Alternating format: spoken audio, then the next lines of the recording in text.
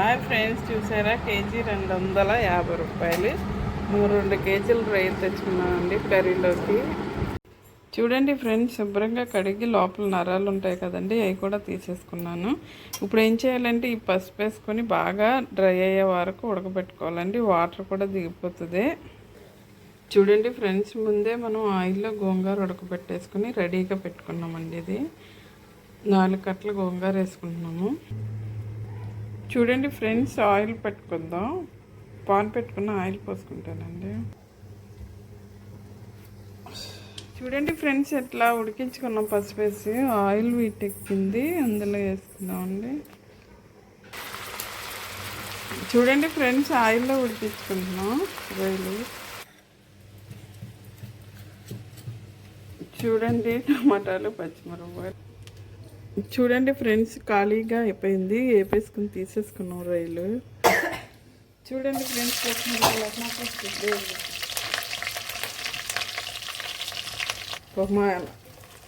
చూడండి ఉల్లిపాయలు వేసుకుంటున్నాం. చూడండి ఫ్రెండ్స్, టమాటాలు వేసుకుంటున్నాము. చూడండి ఫ్రెండ్స్, ఉప్పు వేసుకున్నాము.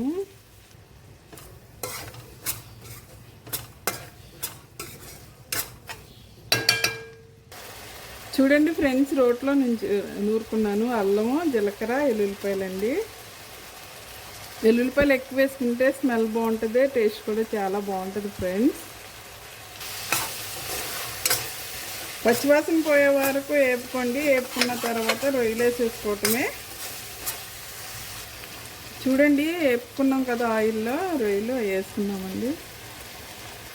చూడండి ఫ్రెండ్స్, కారం వేసుకుందాము. ఎందుకంటే పచ్చిమిరకాయలు ఎక్కువ వేసుకున్నాం, గోంగూర రొయ్యలు కాబట్టి. ఇందులో కొంచెం కారం తక్కువైనా పర్వాలేదు. పచ్చిమిరకాయలు టేస్ట్ పచ్చిమిరపకాయలు కారం ఎక్కువ ఉంటుంది కాబట్టి.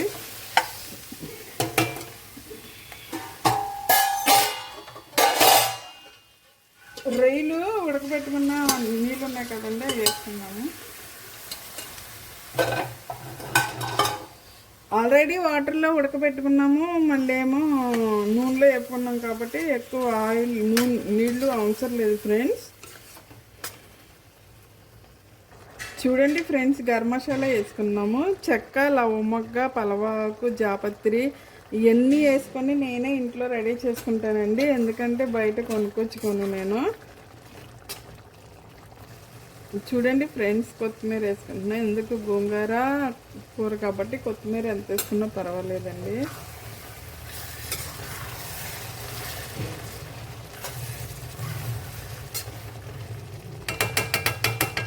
గోంగూర కూడా వేసేసుకుందామండి.